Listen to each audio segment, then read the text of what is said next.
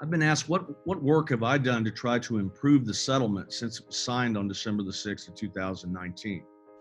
Well, a couple of things. First of all, there's some people that say, hey, we shouldn't vote until all the negotiations are done. I'm here to tell you that from the standpoint of substantive negotiations, those are complete, but vote when you're ready to vote. Just make sure you vote on time. The TCC is not negotiating with anybody alone. There's all sorts of lawyers working hard to improve this deal. And I am working very hard on a daily basis to make this deal better. Let me give you just 10 examples on the top of my head about work that I've done with others since we initially signed the deal in December to make it better.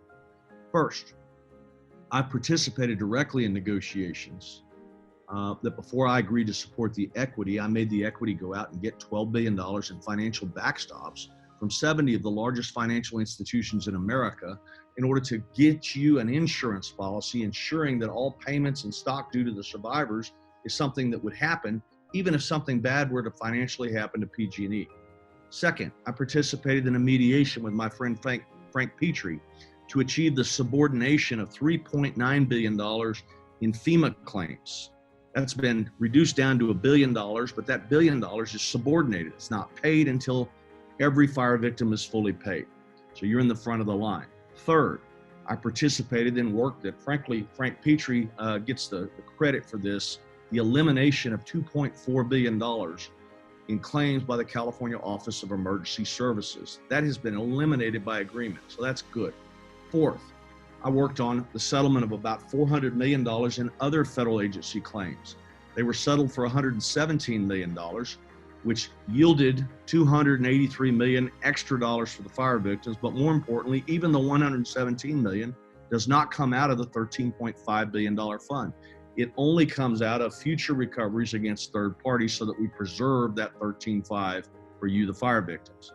Fifth, I worked on the settlement of $400 million in other California state agency claims.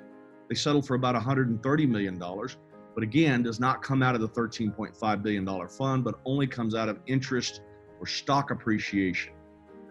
In addition, I've worked behind the scenes on 6, maintaining the rights of fire victims to sue their insurance companies for bad faith settlement practices in order to keep the insurance companies from seeking part of their payments back from the victims' recoveries. Seventh, I've worked behind the scenes on this issue of the Butte fine. This is the Camp Fire involuntary manslaughter plea. And let me tell you how that began. The Butte County District Attorney wanted $200 million and was going to charge him with the lesser offense of starting a fire. But I explained to the equity that $200 million out of our fund would not work. So this company pled guilty to involuntary manslaughter because the maximum fine that they were having to pay there was about $4 million. And even though we reduced it from $200 million to $4 million, we insisted that we can't have the victims paying a criminal fine from PG&E. So we worked together with the company to try to get subrogation carriers to pay that so that the victims didn't have to pay it out of their own funds. And that happened. Eighth, the shareholder rights agreement, which is being presently finalized. I work to recommend that the TCC hire Mark Cohen, the head of U.S. Capital Solutions Group of the Royal Bank of Canada. He's now leading our negotiations in that regard and doing a great job for the TCC. Ninth, as I mentioned previously, I asked you to trust me on this CPUC fine issue. I told you for weeks that we were working on it.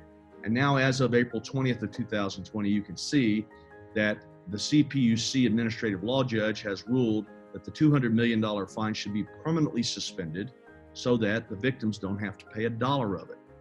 And 10th, I've listened to folks like Lisa and Will argue against the plan of reorganization by saying it'll never be approved by the CPUC. In fact, Will Abrams even appeared before the CPUC to try to stop it from being approved. But now you can see, by virtue of the tentative approval of its plan as being AB 1054 compliant that was announced just this Monday on April the 20th, I can predict to you with a high degree of confidence that this plan will be formally approved by the entire CPUC when it meets on May 21st, 2020, after the victims have had a chance to vote on the plan. For more information about how this plan has been improved since we signed the RSA back on December the 6th of 2019, go to our website, www.firesettlementfacts.com.